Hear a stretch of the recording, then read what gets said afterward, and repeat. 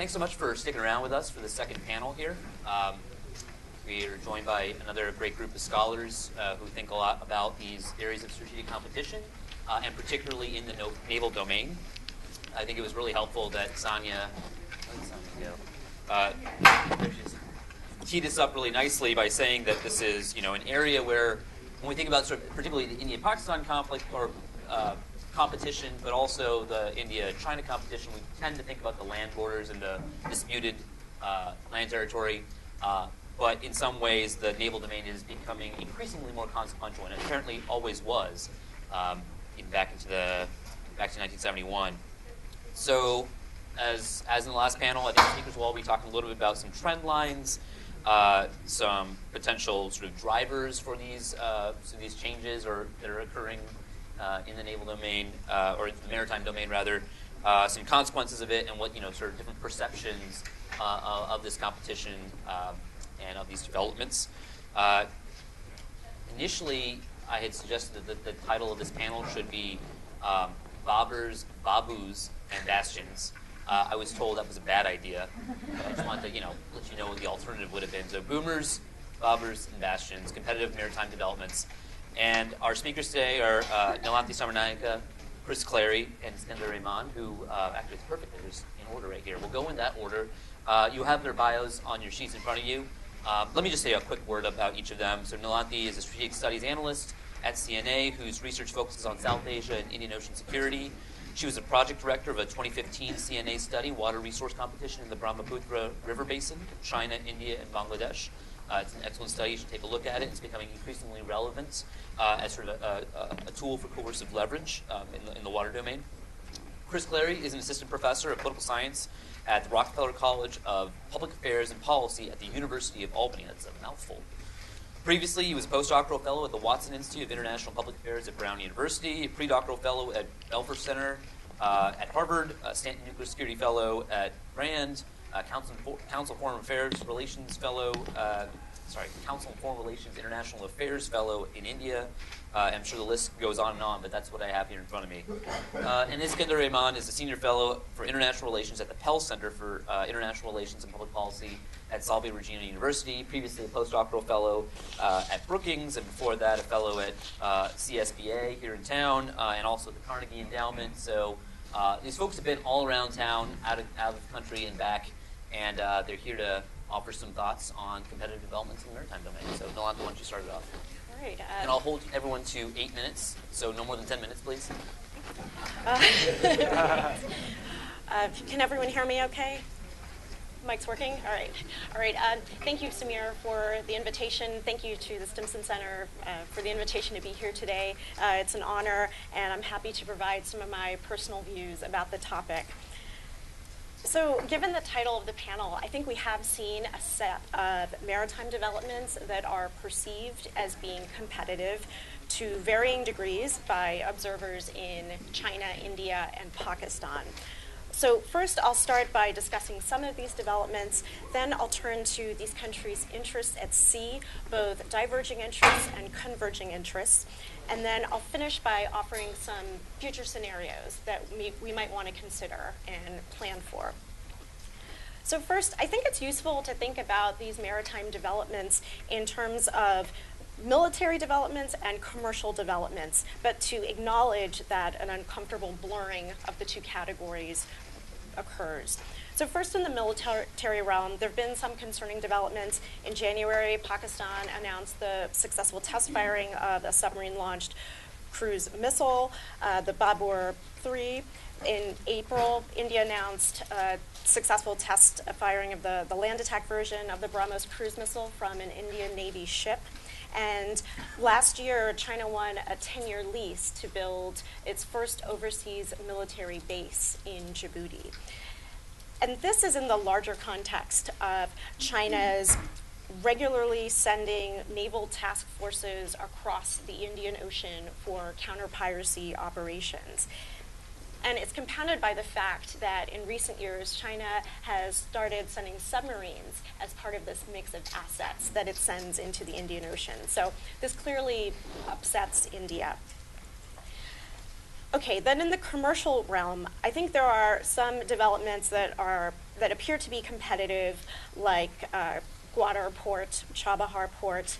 I think it's worth mentioning, though, that in the maritime domain, it inherently involves a dimension of economic interests, such as the free passage of goods and resources. And I think Sonia mentioned this economic dimension as being a driver to some of these developments. So I think we should just take that economic driver into account when interpreting developments that are seen as competitive.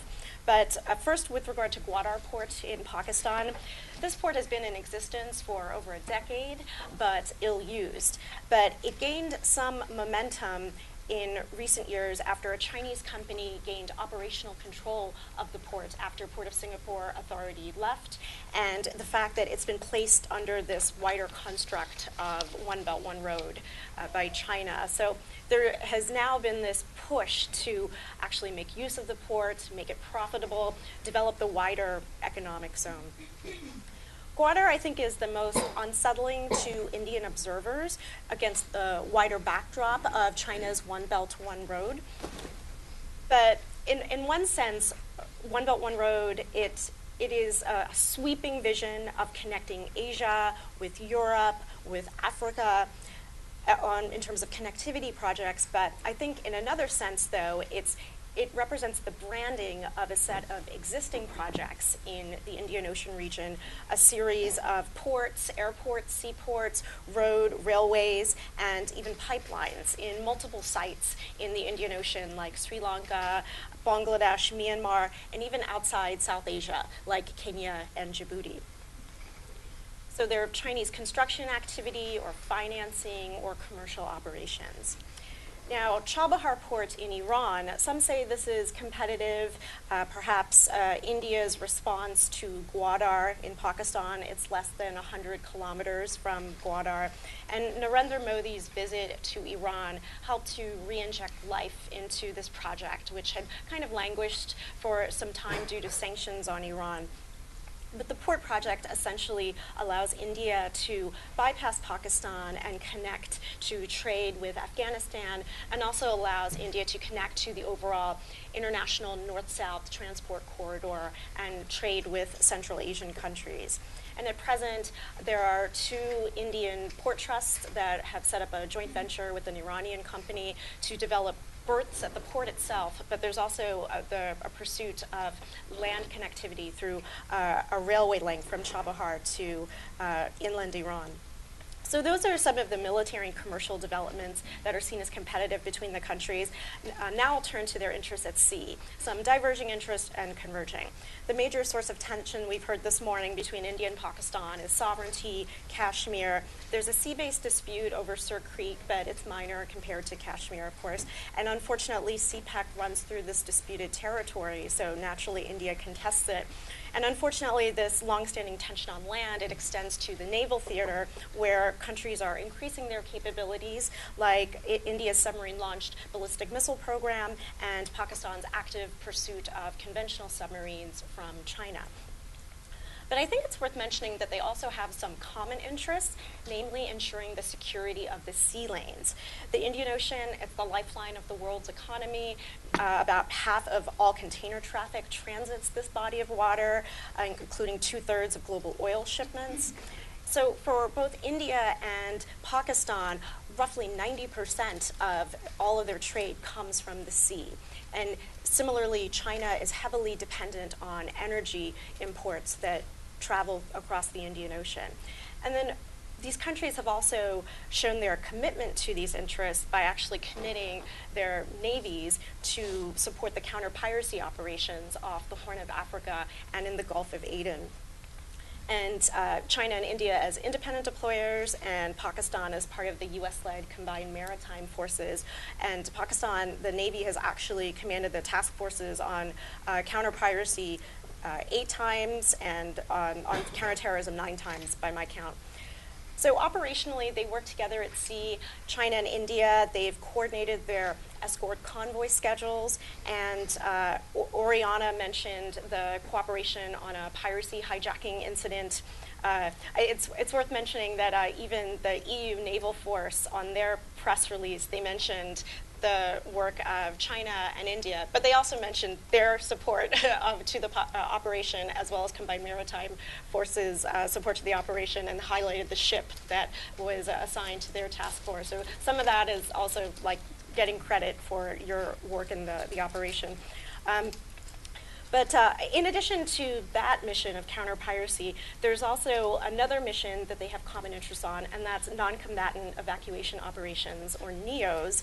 And India, they actually had to coordinate on that. The Pakistan Navy evacuated 11 Indian nationals when it conducted a NEO in Yemen in 2015.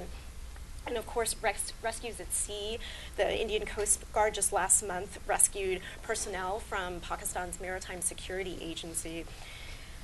And finally, I think where India and Pakistan have territorial disputes, India and China have border disputes, I think it's worth noting that China does not have territorial claims in the Indian Ocean. And this stands in stark contrast to how it's behaved in the Pacific, aggressively with regard to those claims. So I think it's worth acknowledging that, at least in the Indian Ocean, this is a mitigating factor to potential conflict. And certainly there are concerning developments, such as efforts to secure a sea-based nuclear deterrent, and militaries must plan for contingencies. But in the day-to-day operations at sea, I think it's important to note that a bleak future, it's not necessarily a given, and to recognize where the countries actually share common interests or don't necessarily disagree with each other. And then that's probably my 8 minutes, but I'll just quickly wrap up with just some future scenarios to consider. Just PLA Navy ships resupplying at Gwadar. I know Brigadier Gurmeet, you mentioned about how Gwadar might become a Chinese naval base, but even before that, just Navy ships resupplying there, just preparing for that. What would the media reaction be? What could Indian policymakers do in terms of strategic communications? And then further down the line, when the PLA Navy aircraft carrier eventually enters the Indian Ocean, just whether it's naval diplomacy or for goodwill visits or in the context of an HADR event, just what potential reactions might be and how policymakers can plan for that. I think for India, obviously the threat perceptions will be high, but India has, of course, a home field advantage and growing confidence in its naval capabilities and increasing military access arrangements throughout the region. So I think that will help likely mitigate some of India's threat perceptions, but media management, I think that'll remain a priority. And then there's just bad stuff that can happen, of course, like accidents, terror attacks, but I'll stop there. Turn it over to you, Chris. Thank you, Samir. Thank you, Stimson. One of my affiliations, my most important affiliation, was in the spring of 2000. Michael Crapon plucked a boy from Kansas out of obscurity. I'm still pretty obscure, but I was even more obscure then, to make me an intern at the Stimson Center, and then was kind enough to hire me as a research assistant later on, and altered the trajectory. I would have been a Latin American studies major. Who knows what I would have been talking about now. From a division of labor perspective, I'm going to focus my remarks on Pakistan's naval nuclear developments. I'm an opinionated person. I have plenty to say about other topics in the Q&A. And also for any Pakistani partisans in the audience or watching at home, I'm happy to pick on India. I flipped a coin and today is Pakistan's day.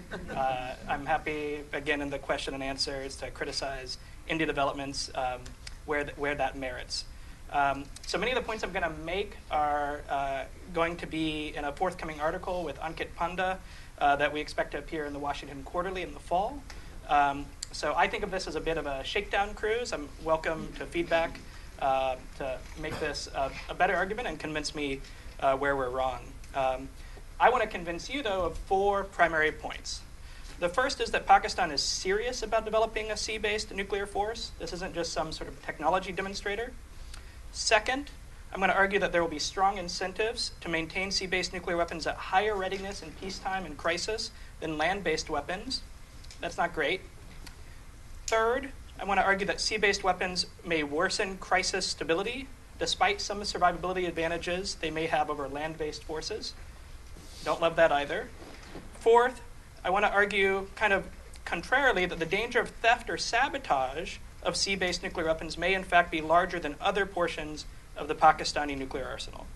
Okay, so let me unpack each of those in turns. First, Pakistan is serious, in my assessment. It has had, since 2000 at least, a maritime technologies complex under the National Engineering and Science Commission. It's talked about Naval Strategic Forces, Naval Strategic Forces Command.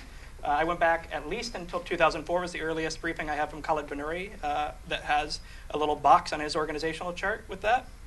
In 2008, a former head of the Maritime Technologies Complex, a 3-star Pakistani admiral, stated publicly that the Navy is fully capable of deploying strategic weapons on the sea, but added that, quote, so far the government had not decided to deploy strategic weapons on the sea.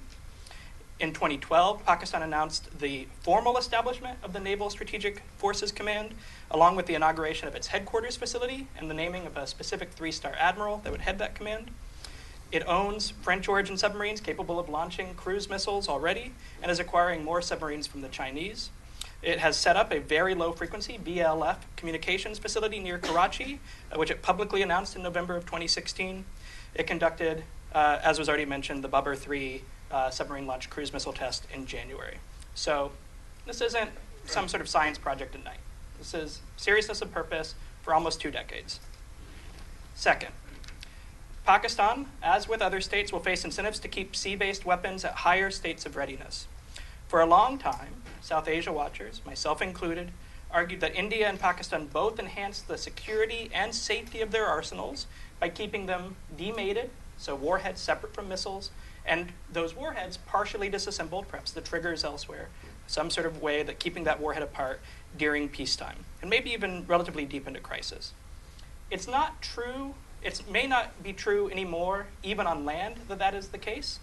There's a lot of signs, such as canisterization of missiles, as well as some statements made by both Pakistani and Indian military and civilian officials that seem to suggest that may not be true. But it would be especially hard to have demating and certainly partial disassembly at sea. It's not quite impossible, I would note, on the Pakistani side, if it's going to launch its cruise missiles through the torpedo tubes. There's actually a decent amount of room, and you could do some stuff inside the submarine if you wanted to have some sort of technical inhibitor of being able to launch, in addition to any sort of permissive action link, something that require a code to be inputted that was transmitted from central authorities.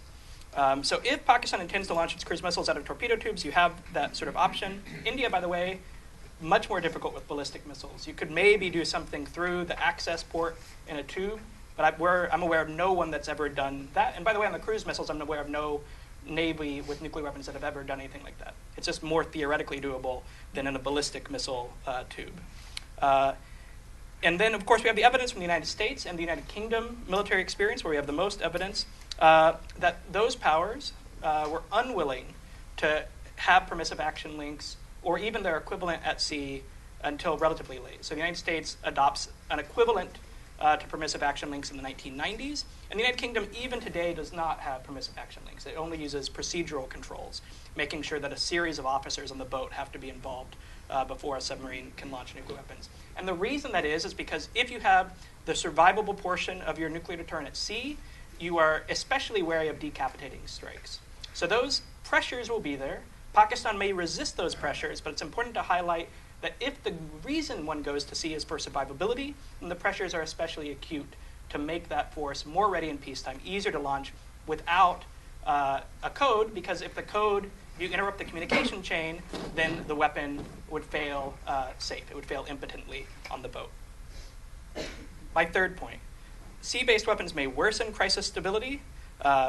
We normally in the academic literature define that as a measure of the incentives for countries in a crisis to attack, not to attack first.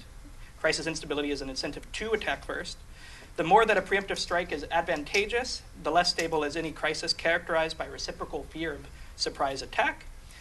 Sea-based weapons, if they're invulnerable and there are continuous deterrent patrols, and if that submarine is super quiet and nobody knows where it is, then that may discourage first strikes because that residual capacity is out of the way, cannot be disarmed. But in practice, there are 3 reasons. So sorry for multiple counting sets. I'll do A, B, C for these. That sea-based weapons might be destabilizing. A, all plausible nuclear use scenarios involve conventional war, and in a serious conventional war, it will be hard for India not to engage in anti-submarine warfare, which will mean the inevitable interaction of conventional and nuclear forces at sea, with the potential for an erosion in Pakistan's nuclear deterrent at a particularly scary time. Second, and in contrast to land-based mobile missiles or the air-breathing element, right, air-delivered weapons, the peacetime berthing locations of Pakistan submarines will not be and cannot be secret. There are 3 important naval ports in Pakistan. 2 of them have a mission associated with submarines, full stop. Ormara and Karachi, that's it. Those will be the peacetime and crisis locations for Pakistani submarines. They will have an incentive to flush out during a deep crisis, and India will have an incentive to destroy them conventionally or in other ways before that can occur. That's not great.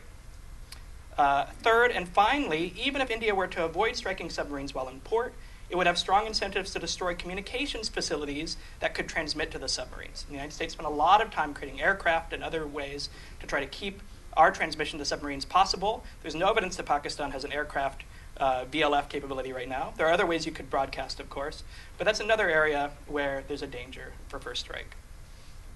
Fourth, final point, since I'm already over my 8 minutes, sea-based weapons may be more dangerous ashore.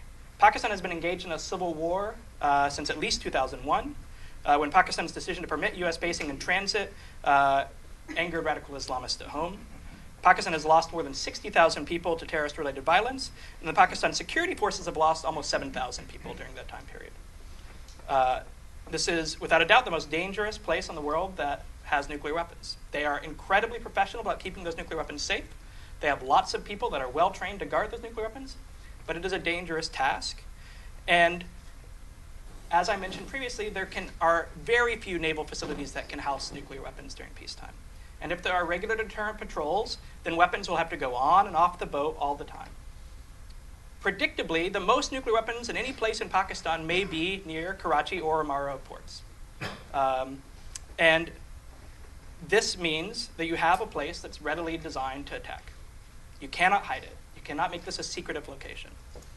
You can internally within the base keep it secretive, and you can guard the heck out of it, but you cannot use secrecy to your advantage.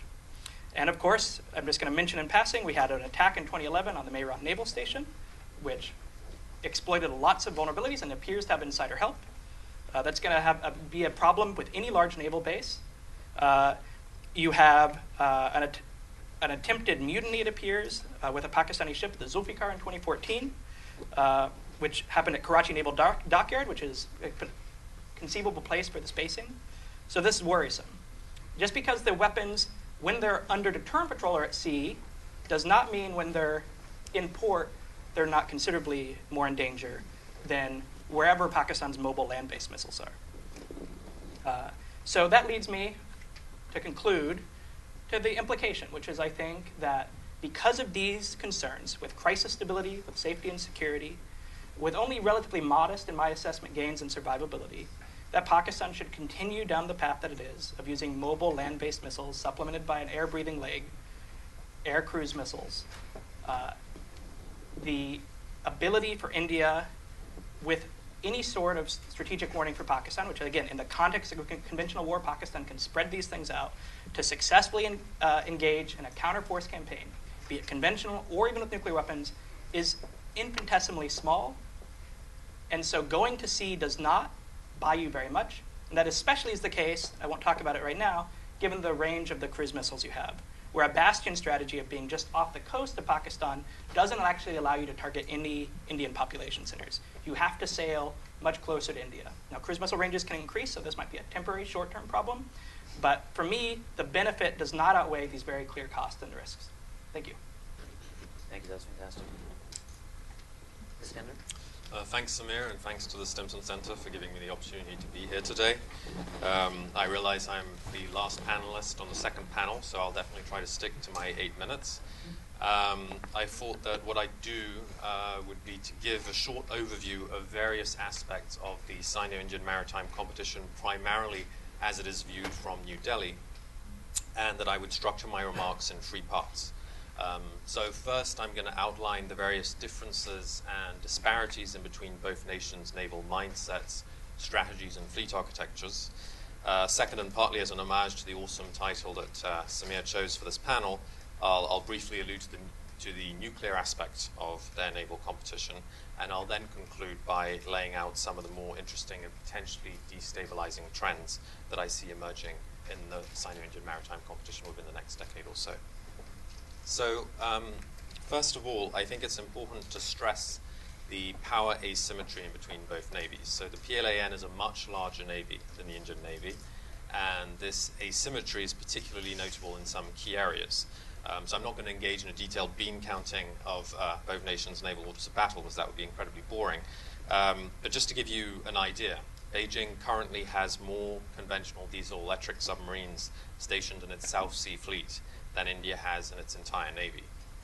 And this asymmetry also extends to both navies' budgetary shares. So we don't have access to precise information on the Chinese Navy's share of China's overall defense budget, but most observers of Chinese military have indicated that the Chinese Navy appears to have been enjoying ever larger slices of the defense cake over the past decade. In India, on the other hand, the Navy remains very much the Cinderella service. It only captured approximately 14% of the defense budget in 2017, whereas 57% went to the Army and 22% to the Air Force. When it comes to shipbuilding, although the Indian shipbuilding industry has constituted in some cases a rare success story for indigenous defense production, it's also been plagued by a series of delays and cost overruns. Beijing has experienced its own difficulties in certain core sectors, but overall it continues to surprise the international community with the speed and scale of its shipbuilding initiatives. So just to give another somewhat telling example, China's recently launched second aircraft carrier was completed in about 4 years, according to most estimates, whereas India's INS Vikrant, its first indigenously built aircraft carrier, has been delayed all in all by over 7 years, and after its estimated costs were multiplied by 8. And in February 2014, a report to the Indian Parliament revealed that between 2005 and 2010, 74% of the Indian Navy's refits had been completed after an accumulated delay of 8,621 days, or 23.6 years. And these delays were attributed to the rapid aging of many of the Indian Navy's ships, infrastructure constraints at Indian dockyards, and to the lack of timely availability of critical spare parts. So all this to say that while there is no doubt that the Indian Navy is modernizing, and it is inducting more sophisticated platforms, this process is a lot more uneven and occurring a lot slower than what most analyses would suggest. There are also some key differences in between both Navy's strategic mindsets and traditional doctrinal orientations. So at the risk of overly simplifying a complex issue, India's Navy has historically been focused on sea control, with a fleet architecture centered around a nucleus of light aircraft carriers, which has been operating since 1961. In fact, even predating independence, India's naval planners had set forth an ambitious blue water vision, hoping to eventually acquire 3 carrier groups with the idea that there would be 1 carrier group stationed on each seaboard, while the 3rd was in maintenance. The Chinese Navy, on the other hand, was for many decades focused primarily on its near seas and on offensive sea denial. And now all that is changing, and what I think is interesting is that both navies are simultaneously in the midst of their own programmatic reorientations and rebalancing of their portfolio capabilities. So, for example, while India's Navy remains very much wedded to carrier operations and sea control, it's also placed a growing emphasis on anti-submarine warfare and sea denial, with the acquisition, for example, of the P-8I and the indigenous development of a large number of shallow water ASW platforms. And in interviews, Indian naval officers repeatedly expressed their anxieties over the state of the submarine fleet, and the government recently approved an ambitious nuclear attack submarine development program with the hope of eventually fielding 2 nuclear attack submarines per carrier task force. The Chinese Navy, on the other hand, is now fully embracing blue water operations. It's in the process of developing several carrier groups and amphibious capabilities, which some analysts estimate will be second only to the US in 2020. Beijing's also recently announced a massive expansion of its Marine Corps, and it has the ambition of becoming a 2-ocean navy with the ability to project power in both the Pacific and the Indian Oceans. So as Nilanthi described, until now, China seemed to have opted for a strategy of places rather than bases in the Indian Ocean, multiplying port calls in countries as varied as Yemen, Iran, Djibouti, and the Seychelles, amongst others. And this was because in the past, Chinese strategists argued that establishing foreign military bases or cementing formal alliance structures would be a departure from the PRC's tradition of anti-hegemonic foreign policy. But over the past few years, it's become increasingly evident that China's strategic community is shedding those reservations with regard to overseas basing and expeditionary operations. So we saw, for example, the opening of the new base in Djibouti, and Chinese military analysts and officials have heavily indicated that more bases might eventually follow. This can partially be explained by the arguments that are laid out in China's more recent defense white papers, which regularly lay emphasis on protecting overseas energy resources and Chinese national abroad, which is now defined as one of the PLA's major military missions. So naturally, all of this has had a big impact on the Indian Navy's threat perceptions. In the past, I'm sure you all came across alarmist segments of the Indian press that would report on a hypothetical Chinese string of pearls. Most times, though, this breathless commentary did not necessarily constitute an adequate representation of the Indian Navy's mindset. And when I chatted to Indian naval officers or officials, they appeared relatively sanguine over the issue of China's presence in the Indian Ocean, at least for the short to medium term. And they weren't excessively concerned at the prospect of Chinese surface action groups regularly crisscrossing the Indian Ocean. Because of India's peninsular geography and the presence of Indian land-based air power, air defenses, and missile systems, New Delhi appeared relatively confident that the localized correlation of military strength would remain in its favor. And as we know from past academic studies of great power rivalries, great powers who suddenly extend their military and commercial interests have often had to contend with two major challenges, which are the following. First of all, they offer many points for foes to threaten and attack. And second, their capacity to project military strength to the edges of their zone of interest is diminished the further the contested area is from the core of their power. So in the minds of many Indian analysts, this loss of strength gradient would be the principal strategic quandary faced by China were it to attempt to establish a more robust naval presence in the Indian Ocean. But now, of course, when you combine the prospect of permanently forward-stationed Chinese naval forces in the Indian Ocean, whether at Djibouti or elsewhere, along with the routinized deployment of its nuclear and conventional submarines that Nilanthi was referring to, the tone in Delhi has changed. Another evolution that I find noteworthy is how both navies' areas of focus are beginning to overlap, with all the increasing risks of naval friction that may flow from that growing proximity. For example, while the Chinese Navy has been prioritizing its South Sea Fleet in the South China Sea, India has been busy boosting its Eastern Naval Command in the Bay of Bengal, where it now positions some of its most sophisticated naval platforms, and it's also begun rotating some of its more high-end anti-submarine warfare assets, such as the Poseidon aircraft, through the Andaman and Nicobar Islands. And as I alluded to earlier, India's primary advantage vis-à-vis the PLAN in the past was the tyranny of distance, which put a brake on China's capabilities in the Indian Ocean. But now Indian military planners look at how Chinese reclamation activities have allowed it to cement its control over contested portions of the South China Sea, and they look at the kind of assets and infrastructure that Beijing is stationing there, with the construction, for example, of a new aircraft carrier facility at Yulan Naval Base in Hainan, and they get the sense that their maritime sanitary cordon is beginning to fray at the edges.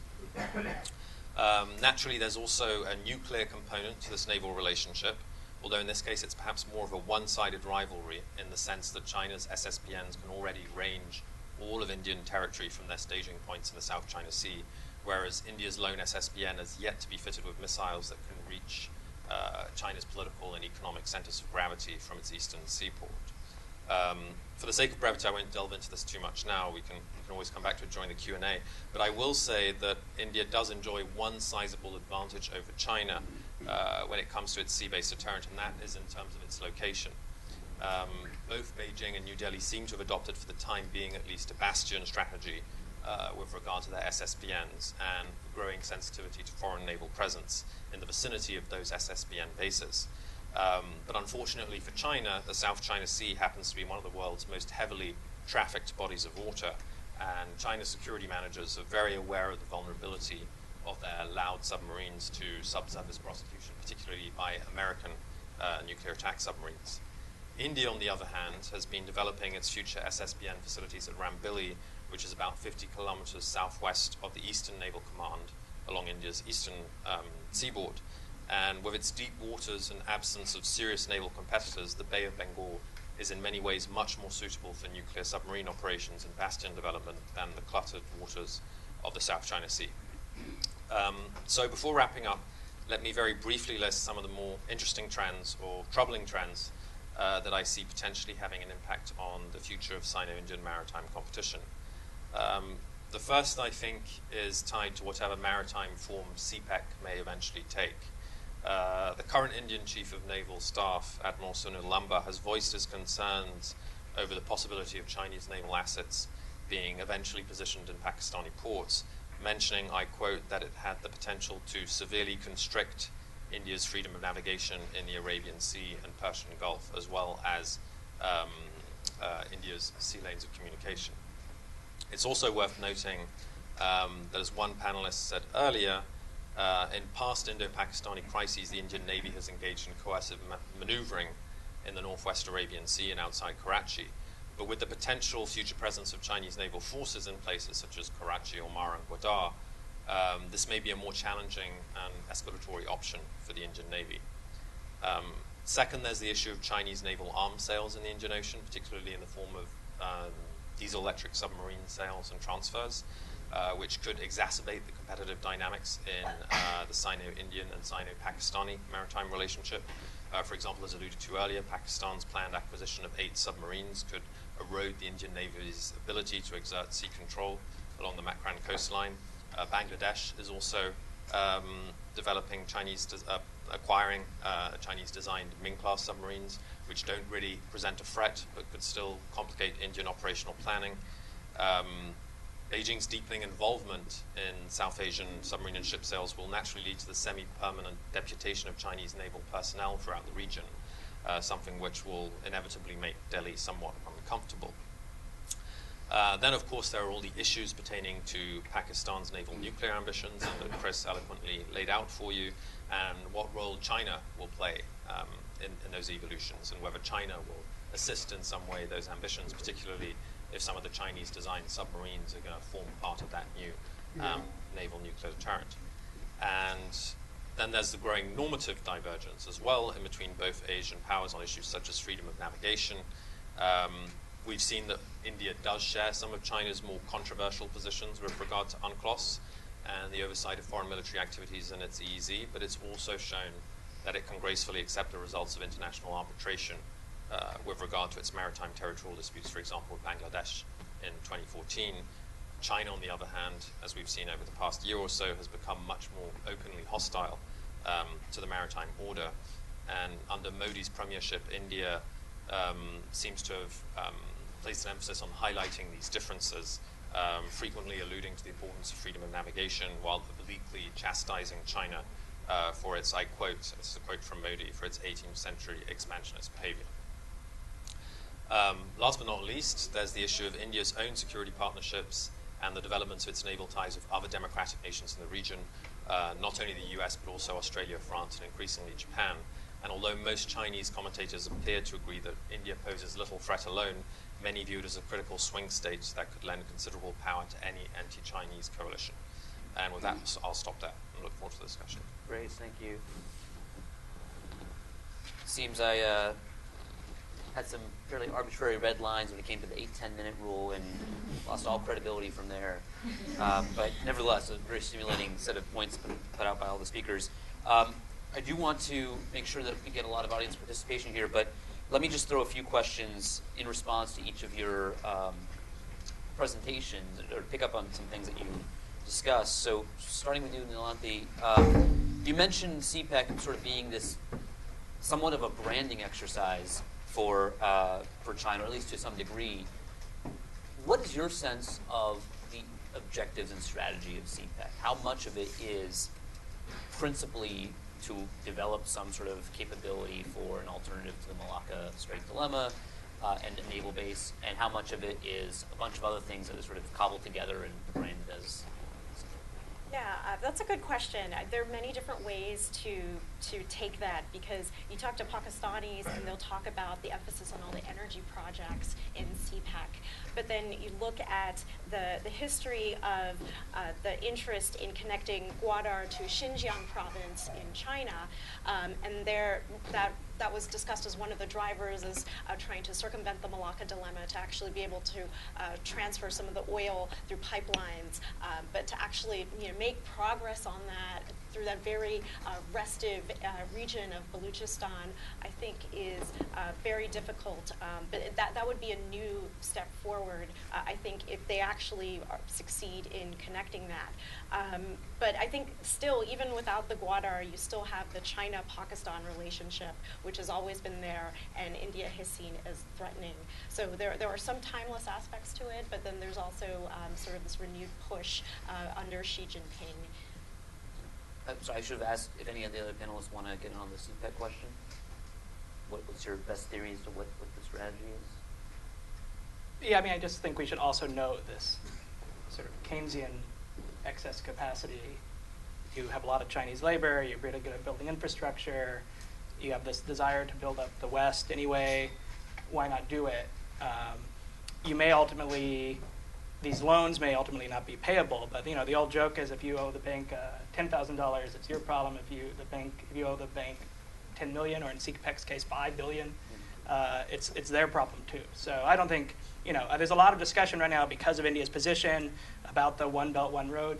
A lot of, oh my God, that's how exploitative it is. It might be exploitative, but ultimately for Pakistan, what is the Chinese banker really going to do if Pakistan has a balance of payments crisis? At the end of the day, they're going to have to suck it up and renegotiate the terms, which means that it does look more net beneficial, even though the concerns about sovereignty erosion that were brought up earlier are understandable.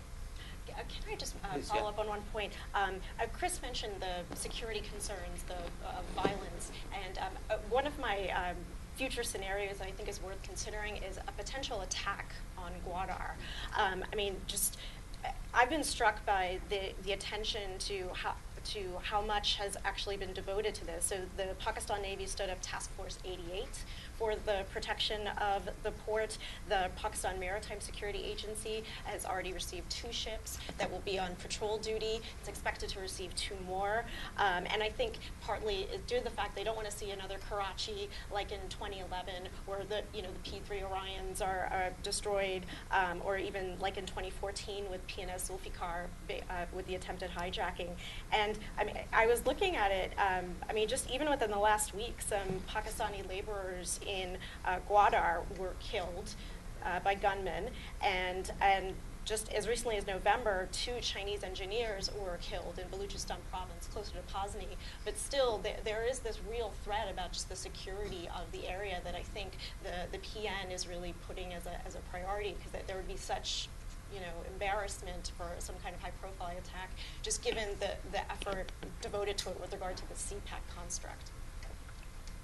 So, yes, if I could just add a few comments. So a few days ago, Dawn, the Pakistani newspaper, published a summary of some of the main points of a Chinese implementation report on CPAC, and it was actually fascinating to read how much agriculture will play a role for China in CPAC. And also there's this whole cultural element to it as well. There are these big meaty sections on how China wishes to diffuse the benefits of Chinese culture throughout Pakistan. And I do wonder whether, although there's a great emphasis in the report on respecting local customs, traditions, and religion within Pakistan, whether China will be able to completely insulate what is happening in Xinjiang at the moment with its operations in Pakistan. So over the past years, we've seen increasing Chinese repression in Xinjiang, and I feel as though the Pakistani population is increasingly aware of this, and you've even seen statements by radical Islamist figures openly criticizing Chinese policies in Xinjiang. So how they reconcile those 2 different policies in a region that they themselves depict as being something that they want to sort of establish as a continuum, as a wider connected region, I think is an interesting one. Yeah, it's interesting that in a previous panel, for those who might remember, Oriana was suggesting China's learned a lot of lessons from the U.S.'s approach to nation building and sort of intervening in lots of places and trying to rewire the circuits of society and economy. But this certainly sounds like a much grander scope than even anything the United States attempted in Iraq or Afghanistan. Chris, you laid out a very strong case for some of the consequences of Pakistani naval assets going to sea. What do you think the drivers are here? Is it really a concern about the vulnerability of their mobile missiles? Is there maybe sort of an inter-service rivalry issue driving this, or maybe something just about emulation? India has a secure second strike at sea, or is developing one, and so Pakistan needs to have it as well. All of the above, I think, is always an option for these things. I think there are survivability concerns. I do think the SPD has, for a while, had a mindset that just all contingencies have to be covered. I mean, this, I think, is most clear in Kidwai's weird statement about being able to arrange the Andaman and Nicobar Island Command. I mean, that's just an old artillery officer, all respect to Gurmeet, who's expanded beyond his service branch. Kidwai was like, well, I don't have any range of that thing, so I have to be able to hit it. And I think there is a lazy isomorphism, right? That we so many American scholars for so long talked about the importance of a triad. It's hard to say that that's not the case. But the reality is the ranges in South Asia meant that land-based missiles were so much easier than in the Cold War context. So they're learning, I think India, frankly, has learned the wrong lessons. I mean, if India thinks that over any reasonable timeline, that a country the size of India, with all the nooks and crannies you can hide nuclear weapons in, particularly if you MIRV them, that even China, if it continues to grow at 10% a year, even China could find all those things, I think that's madness. But the naval officers have convinced their service counterparts that they need these things at sea, and I think we're seeing those pathologies in Pakistan as well.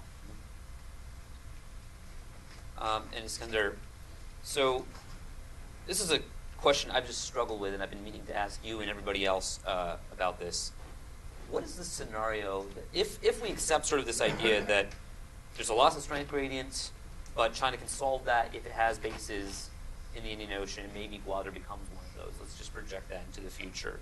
What is the scenario in the mission set that we are most concerned with, whether the United States or India, that China can do from there that is deeply challenging to security that can't be offset by Indian capabilities or U.S. counterbalancing? That's a very good question. I think from an Indian perspective, the concern should not be so much about Chinese surface action groups or Chinese aircraft carriers, but more the possibility for forward deployed Chinese submarines in the Indian Ocean. Perhaps also in terms of their mine-laying capability. People often forget that China is one of the largest arsenal of naval mines in the world. And the Indian Navy has been scrambling recently to develop a more robust demining capability, as they realize that that's a sort of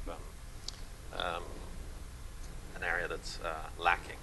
I mean, they only have 4 minesweepers of Soviet vintage left, I think. Then of course there is just the fact that if Chinese naval personnel is deployed in these bases, even in small numbers within Pakistan, it severely reduces India's strategic options in the event of an Indo-Pakistani conflict. It's like during the Cold War when we just had a few troops stationed in Berlin. The fact that the Chinese are there means that tripwire force. Yes, as this is a tripwire force potentially means that it's much more complicated for the Indian Navy to envisage perhaps coercive blockading actions outside Karachi in the event of an upper conflict. But this picks up on something that Nilanthi had mentioned earlier, which is that China is incredibly dependent on whether it's oil traffic, container traffic in the Indian Ocean. So it may have these mine-laying capabilities and put more forward-deployed submarines, but what would be the objective in that scenario that wouldn't hurt China more? Well, if they, for example, do it outside Mumbai, then that doesn't necessarily affect Chinese sea logs. India is actually even more dependent on sea-based energy supplies than China is. I'm not sure what the percentage is. Perhaps Nilanthi knows, but I think it's like 70s. Yeah, it's 73% or something. India's. Do any of you want to comment on this? Yeah, I mean, it's a concern not only for India, China, I mean, even Japan, Korea, just these countries are heavily dependent on flows of energy. So I think it's actually a common interest across these countries just to keep the sea lanes open and clear. So I like Iskander 1.0 on this. What's the old name of the IDSA paper you did? Something weird, like Assassin's Mace, or what was the... Oh yeah, that was a while ago. Yeah, that 1.0. 0.5, I don't know what you were. I think, it's difficult for me to think of things the Chinese Navy could do west of the Malacca that, they can do lots of things that are a pain in the butt, right? That's not great, but can they do anything that would change the outcome of a Sino-Indian conflict? I don't think so. And in fact, I think even in this headless administration we have here in DC, we would find a way to help India with locating things, and I don't think those naval assets would survive very long. I'm nothing against the diesel-electric submarines of the Chinese Navy, which I think are lovely, but they gotta refuel it sometimes, and the surface vessel ships I think won't last very long at all. And it's, the Indian Navy should have capabilities to deal with those contingencies, but it's difficult for me to see why it should keep anybody up at night. And from a U.S. perspective, I want as many things in the Indian Ocean as possible because that's much easier for me to destroy. So we're going to formally open up to Q&A. It looks like Brigadier Kanwal has got the first question. So why don't we... Hold on, let's get the mic, and then just pose a question. Allow me to point out that every 400 kilometers in the Indian Ocean, there's a Chinese oil tanker. That's a serious vulnerability during war. Okay, that was the fastest question ever. All right, so we will open it up to the audience. So rules of the game, just remember, wait for the mic to come to you, introduce yourself and your affiliation, and phrase your question in the form of a question as best you can. And we'll start with Umar right here. So.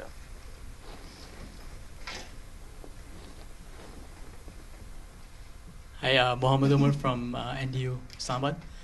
Chris, my question is to you. I absolutely agree that everything you said, except for the first point that Pakistan is serious about developing this nuclear. I don't foresee Pakistan going on nuclear deterrence patrols in diesel-electric subs in the Indian Ocean because I think, yes, absolutely, they're working or require second strike capability to deter India. But there's the land and sea option, and you yourself just said that Shaheen 3, what General Kadlai said to you in 2015 at Carnegie, that the purpose of Shaheen 3 was Nicobar and Andaman Islands. So I haven't seen the naval, the size, the figures increasing. I don't see any space in the budget for any sort of serious steps. So my question to you was, how do you see them overcoming these challenges, especially budgetary constraints, even when India's had issues in trying to get the money to complete their projects? Thank you. Well, I mean, it's difficult to know how much these things cost, right? So does Pakistan have a dual-use capability that, without boats that are tasked for a nuclear delivery mission, Pakistan's on track to have, 13 submarines that have cruise missile capabilities? Let's say it's only the most recent Agostas and then the 8 new Chinese SSKs. So I think it has that capacity. If, there's a fundamental question, does Pakistan have the ability to put a nuclear warhead on a cruise missile? I don't know. I don't think anybody really knows. We don't know what whispers happened between Pakistan and China. And it used to be, we used to suspect that maybe there was Pakistan and North Korea whispering at each other periodically. And that's the most active nuclear weapons testing program on the planet right now. So who knows? So that would be one thing. Like if I were in the, at the State Department or out at Langley or the Pentagon, I would want to, that's one issue. Can you miniaturize the warhead? And if you can, then I think the marginal cost is not that much. You would have to implement personnel reliability programs on the ships. You would have to come up with all these little technical fixes, but those are not, that's not the same thing as developing the Arihant. To have a force that's able to go to sea. I would like to be wrong in a way. I actually think the air-breathing and land-based component is perfectly considerably more than I think Pakistan needs to deter India. But even if they've read Shiv Shankar Menon's memoir and are very worried about it, I think there's so many other options that don't require them to go to sea. So I'd just add that, in my opinion, that there's another driver for Pakistan's naval nuclear program, which isn't so much linked to nuclear deterrence per se as offsetting India's conventional naval advantage, sort of replicating the dysfunctional dynamics that are on land at sea. And you have articles by Pakistani naval officers going back to the early 2000s saying that one way of mitigating this growing gap in between the Pakistani Navy and the Indian Navy is to require tactical nuclear weapons at sea. How would that be utilized, and what sort of mission? Well, to I break guess a blockade or something? Yes, or just to threaten by virtue of the sort of threatened being, add an element of risk and ambiguity to Indian naval operations. And I think you realize that mine is I think that they're even more sensible.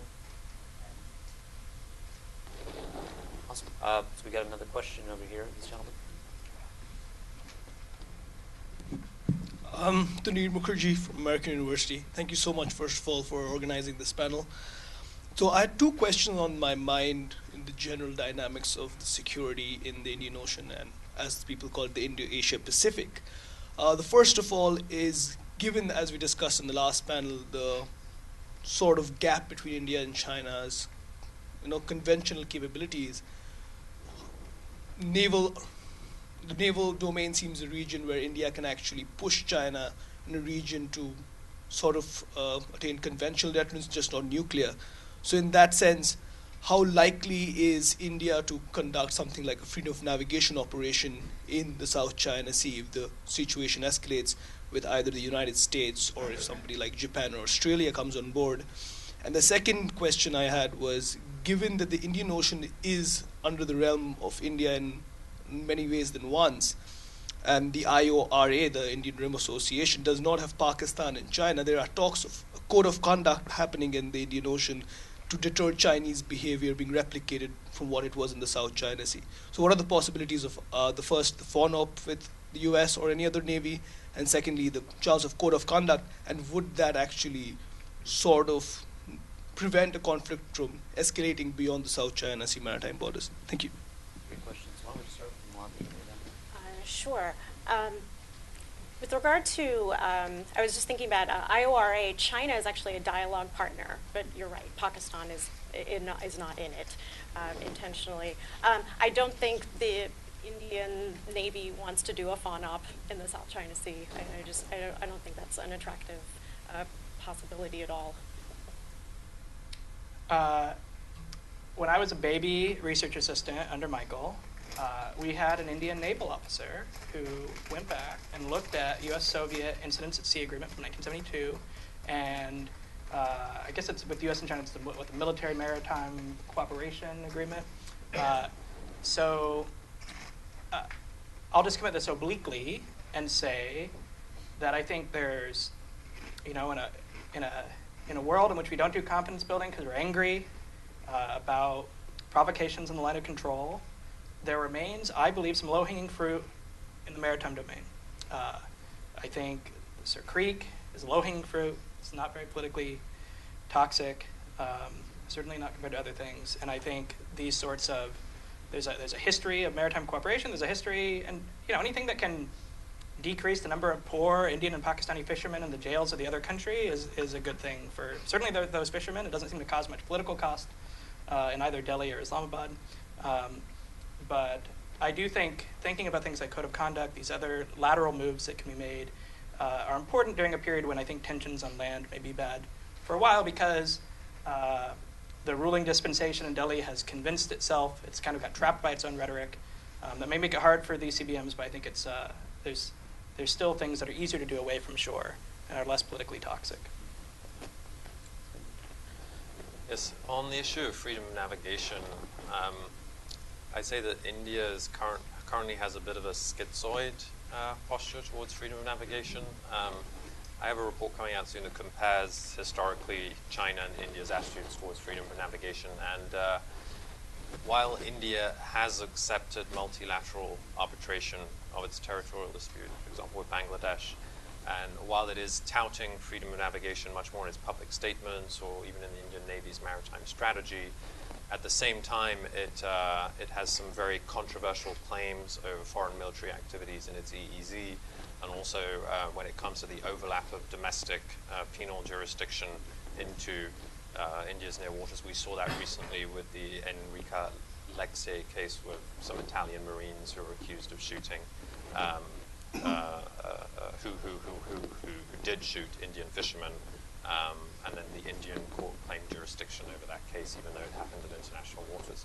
So, and actually, the U.S. Navy continues to conduct freedom of navigation patrols directed towards India. So, in the latest report of the U.S. freedom of navigation patrols for the past year, you can see that there were freedom of navigation patrols that were conducted to contest India's claims in its EEZ. So I think India's not quite there yet. We're seeing a bit of a normative transition, but it's still not, I think, the sort of staunch crusader of freedom of navigation that a lot of people would like it to be. Okay, well, we've got one question here. Shane Mason from Avison Analytics. I'd like to ask a couple questions about Pakistan and going to sea with nuclear weapons.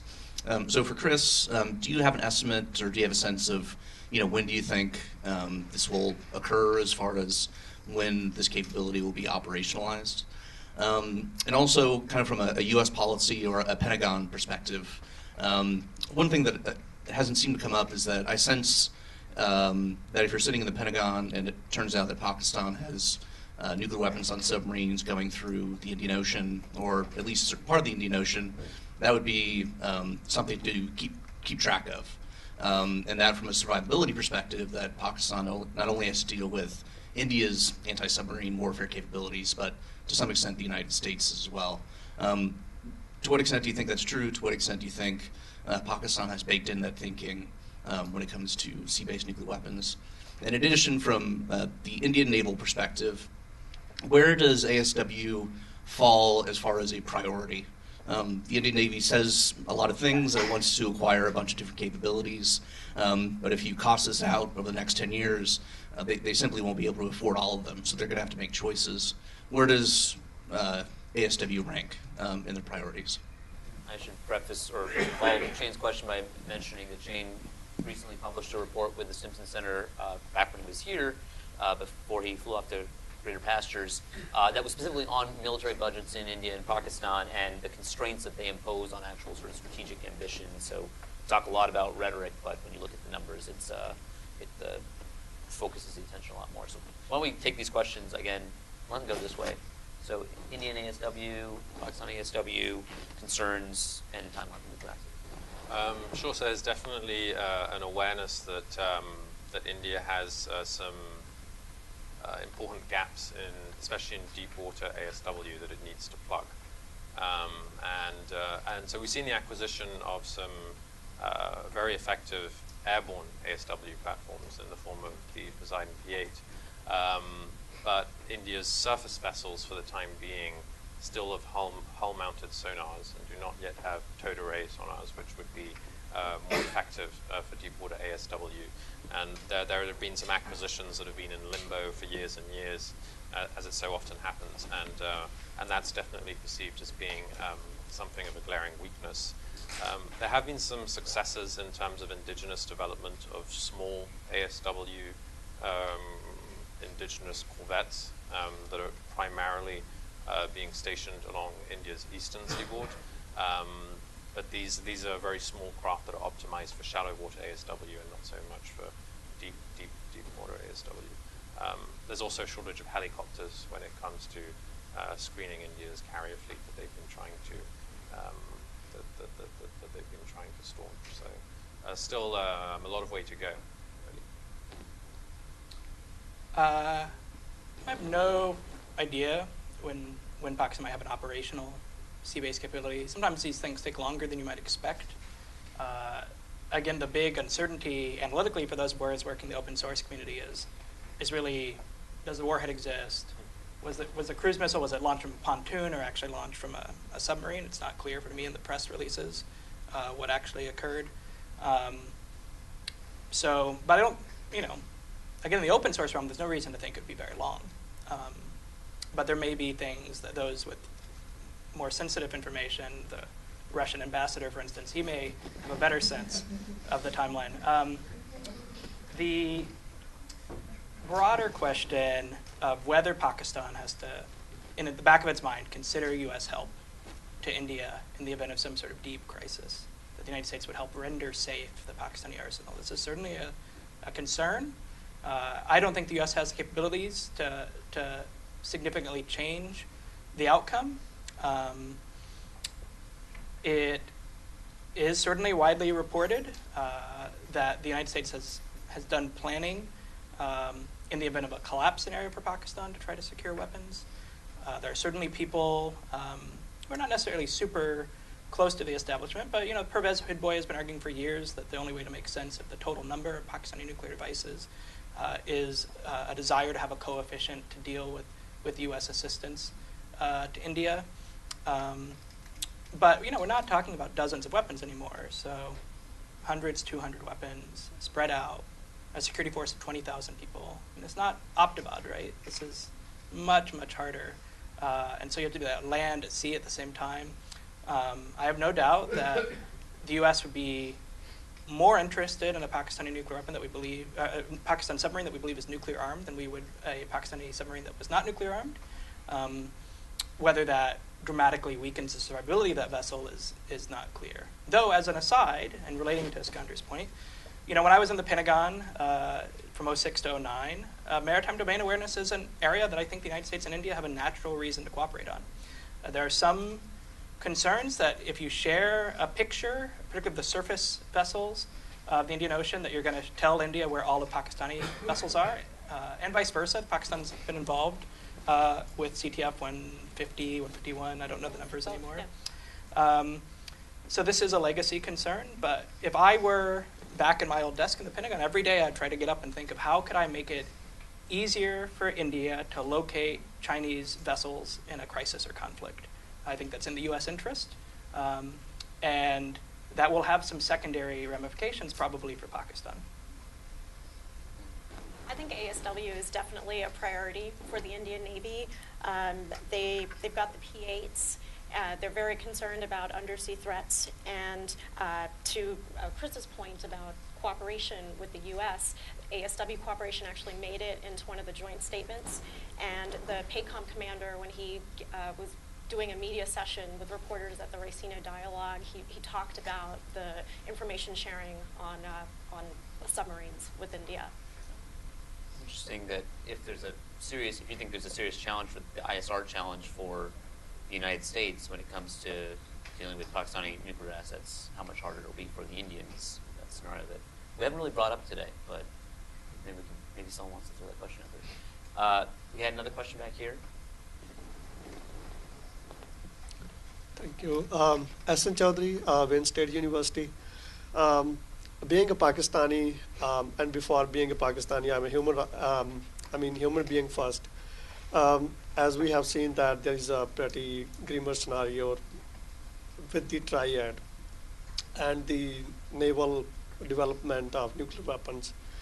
What I see that it is possible that both states maybe they want to perfect the realist model of the deterrence rather than just conforming to it. Maybe there was a possibility that was driven by domestic politics of both states. But what are the scenarios that now both states can recede to the point of peaceful coexistence, and how we can achieve that, India and Pakistan? So realistic assessments. Thank you. Peaceful coexistence. Who wants to take a bite of that? Well, I still tell students that, sadly, if one were to, I have a career on India-Pakistan conflict, and I started this career in 2000, and periodically I've been a little, hopefully worried. I don't know what the right combination is. That maybe I would be studying like those poor people that study the Argentina-Brazil dispute for so long, and then they're out of a job one day. That would be nice. I can go study other problems, but I don't work on my resume that much, worrying that will happen.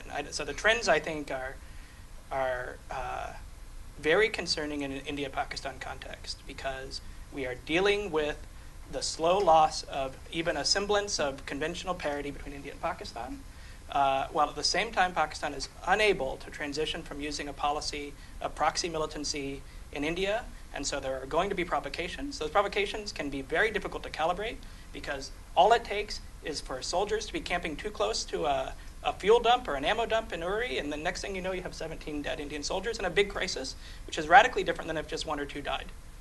So the ISI sometimes knows that it's doing something provocative. Obviously, if it goes into Mumbai Harbor, it knows it's doing something provocative, but sometimes these events are going to get out of control, and at the root, the use of proxy militant violence is going to create these catalytic events, these dangerous episodes, and India, like all states, it is very unpleasant to be deterred. Look at the Trump administration dealing with North Korea. It is so unfair at some deep level. We are so much bigger than North Korea. Why can they do this to us? They shouldn't be allowed. This behavior, flagrant, right? There are a lot of flagrants, I feel like, in the last press release. So India has suffered tremendously. I am very sympathetic to the loss of Indian civilians. And they are chafing against this deterrence. And that deterrence at the conventional level will erode over time. And we were transitioned into a different realm. And the nuclear backstop is increasingly not so far in the back. And so that is dangerous. But it doesn't make me think that peaceful coexistence is around the corner. But I feel pretty good about Bajwa some days. Anybody else have some thoughts on this? I agree with that depressing analysis. Yeah, right. But I just say to be even more depressing, I think that there's now the added element of a much more active and jingoistic media in both countries, and 24/7 cable news shows that sort of amplify all this even more. So yeah, it's just my little depressing note. Well, I mean, in my talk, I tried to talk about some of the areas of cooperation that the two countries can do, at least at sea. Of course, there are lots of contingency planning, and perhaps of course, escalation dynamics and all that, and it could be really bad someday. But then, in the day-to-day, that stuff might never happen. But in the day-to-day, the Indian Coast Guard having its confidence-building measures with the Pakistani Maritime Security Agency, I think those kinds of dialogues, they should be set in stone. They shouldn't just be canceled due to diplomatic difficulties at any one time. But like Chris said, I think in the maritime domain there are these low-hanging fruit that need to be accessed whenever possible, whether it's cooperation on NEOs, as I mentioned, or just other issues. Sir? Hold on, switch to the line. If I may, again, Wayne Glass from the School of International Relations at the University of Southern California, on the subject of career resumes. When the Soviet Union dissolved, there were a lot of careers that were on the rocks here in the United States, but guess what? They're back. So keep the faith. Your career is secure, and so forth. I'm kind of joking, and I really am, but this is serious stuff, and I appreciate this moment of crisis in your own personal destiny. So just thought I'd throw that comment in here for levity. Thank you for that. So we have a question back there, and I think you had it. We'll go after. Hi, my name is Bimal Serene. I worked for about nearly a decade in the defense industry in India, and armchair policy guy. But more interesting, I'm about the strategic issues you mentioned around the maritime cooperation. I wonder if you've at some point spoken of the changing dynamics of India's traditional dependence, both on the maritime side, if you're focusing on that, on Russia, and now towards the growing cooperation with the United States, and Pakistan's increasingly, I would say, deeper cooperation with China, and how those dynamics are shifting, and India's specific shift, which has not been spoken of much after Russia's stated sale of attack helicopters to Pakistan. I don't know if you've caught the thread, but the dynamics are changing. Yeah, so both internal but also external balancing sort of measures that are in arms relationships as well. Who wants to take a crack at that first? It seems that certainly in the maritime domain with the Akula class sub being sort of the platform for. Well, I'm no expert on the India-Russia defense relationship, so I don't know if I'm best equipped to respond to that. But there has definitely been some frustration on the Indian side with the pace and the quality of delivery of certain weapon systems from Russia. That being said, as we all know, there is a long and sometimes sentimental history of defense cooperation in between India and Russia. And Russia continues to provide India with technological assistance in areas that most other countries would deem too sensitive. For example, cooperation on nuclear reactor design for India's SSBNs, the much touted fifth generation stealth fighter that may never materialize, but it is still a sort of totemic symbol of Russia's desire to provide India with the best kind of technology.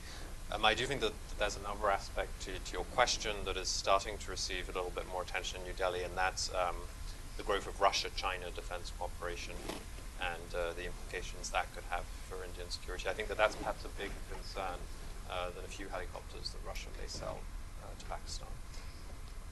Yeah, this is a tricky issue. When I was in the Pentagon, part of the reason I argued that we should be very forward-leaning with selling high-end systems to India is because we didn't want to subsidize China through the back door, right? We didn't want Indian rupees to help the Russian defense industry stay at the cutting edge and then sell, a few years later. Indians, I think, convincingly argue that the good stuff stays in the Russia-India dyad for a while, but eventually China, they have a lot of hard currency, they get access to it too. Obviously, the Sino-Russian relationship is complicated, and that attenuates a little bit what Moscow is willing to sell there. My sense is the attack helicopter sale or discussion, my sense is it's primarily a desire to make sure India knows that it can't play too much hardball. India is very frustrated with lots of these programs. It's very happy with other programs. I've heard India, I can think of one joint secretary who probably several of us knew before he retired, who loved Russian defense hardware, loved it so much, go on about how much better it was than the U.S. stuff that we were offering. So that is true. Russia has offered things that simply the United States hasn't. Now, the reliability of that is variable. And so as India plays hardball in those negotiations, Russia dabbling with Pakistan is a sign that Russia's not totally locked in on the Delhi side. And then the last point is I should note is, South Korea came out from nowhere to make huge inroads. And that's an interesting development, in particular on the shipbuilding side. There was some discussion even when I was back in the Pentagon, but there was no forward progress. And, Malcolm Gladwell likes to quote his father about, the ketchup bottles, none will come out and then a lot will come out, right? So, there's a discussion about whether the U.S.-India defense relationship was stagnant. Sometimes, as the India-South Korea relationship, which was the relationship of the future for a decade, it's like, when is it going to happen? Sometimes these things break through, and a lot of things can happen really quickly. I think the U.S.-India naval relationship has just skyrocketed under the Modi administration, to echo what Brigadier Gurmeet was talking about in his presentation. And I think just to some of the frustrations that Iskander was talking about with the Russians, certainly there's legacy issues just in terms of technology and equipment, but there's also sort of that sentimental side because you can maybe get a little bit more from Russia. But I do think just the fact that defense relations and particularly Navy to Navy relations have gone so far, and there's that really speaks to perhaps an erosion of some of that affection toward the Russians that had existed for so long, and just due to the Cold War. And just talking to Indians now, it's really striking to hear the naval officers speak about their greater affection about working with the Americans. It's striking even when you think about like 5 years ago, what they would say. So I think a lot of this has happened under the Modi administration. All right, we've got. You just have a quick comment. Okay, sure. We'll do it real quick. Thank you. With Russia, we had Soviet Union first and then Russia. We had a buyer-seller, patron-client relationship. No technology ever changed hands. India's technological threshold base remained exactly where it was. That is now changing. India is no longer interested in acquiring defense equipment from abroad, which doesn't come with technology transfer. So where the Russians are willing to part with technology, we still buy from them. But where they're not willing to give technology, not interested. Actually, you can just pass it to the young woman behind you. You have the honor of having the last question here. Awesome. Make it a good one. Okay. My name is Srividya Dasaraji, and I'm from the University of Southern California.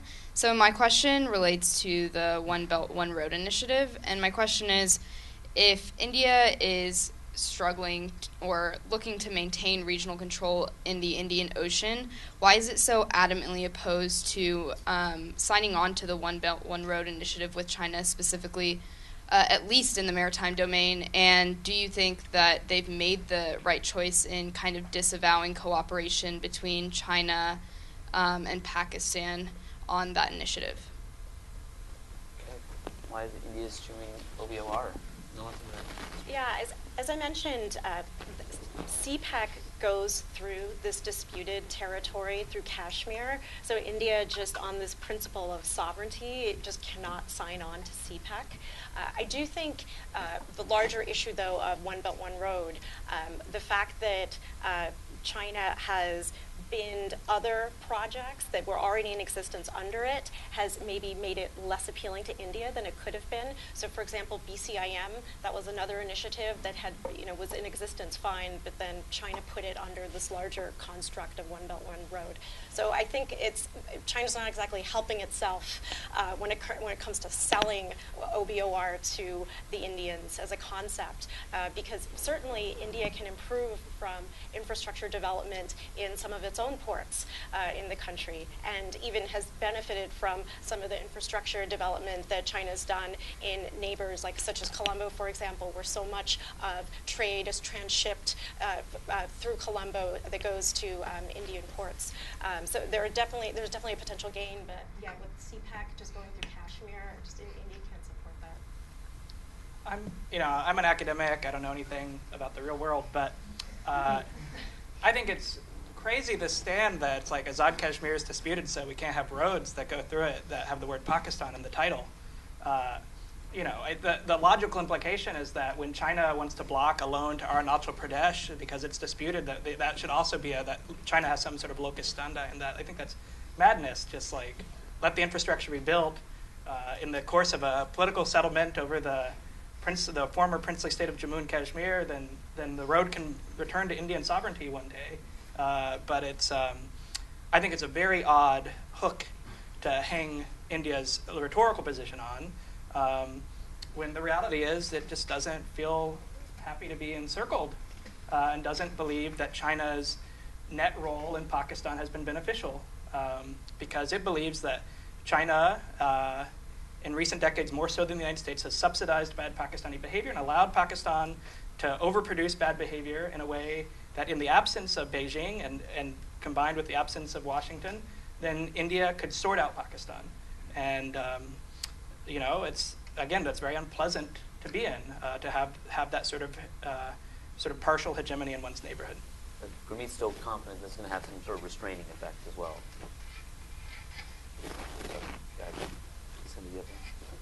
Nothing. Okay. Well, we're officially a wrap on this. We've hit the 1:45 mark. I just want to thank all of you for joining us today, and for those in the audience watching online. I also want to thank our panelists for participating. Expect to see more from the Stimson Center on this topic, not just looking at strategic dynamics between India and Pakistan, but also with the U.S. and China and their roles in the mix. And then finally, thanks to our team for hosting this event, to Pravleen, to Jillian, Travis, Preeti, Hannah, Miles, Jim, wherever you are, looking in the background. Thanks for being with us, and we'll hope to see you at the next one.